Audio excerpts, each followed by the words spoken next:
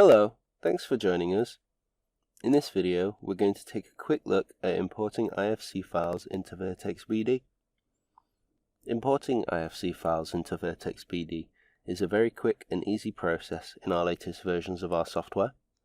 Within the File menu, we have two options for IFC importation, one for files stored via your device, and one for importing IFC files from within Vertex Sync.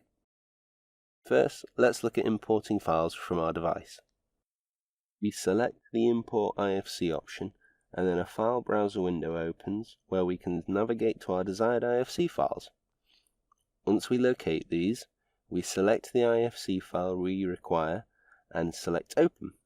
BD will then begin importing this and open the IFC import window where we can specify the settings required when importing our IFC.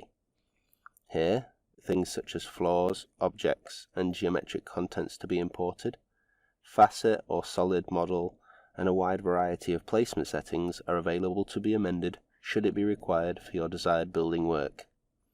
We'll go with the currently specified settings, so we select OK. BD will then finish importing our IFC file into our build, and this will be distinguishable by the checking complete message in the bottom footer shown here. Now if we go into our model window, we can see our imported IFC. We can utilize this as needed within our modeling from here. Let's take a look at importing IFCs from within Sync. As we mentioned before, we now have the option to utilize IFC import from Sync. When we select this from the File menu, we have a new window which will be displayed first as part of the importation process.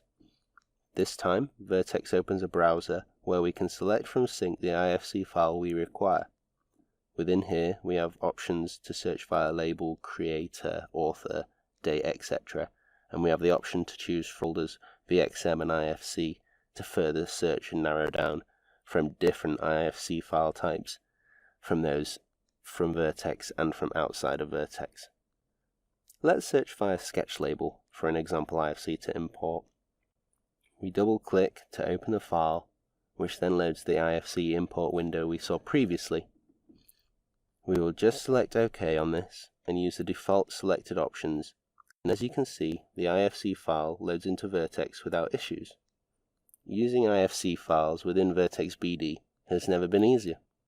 Thanks for watching.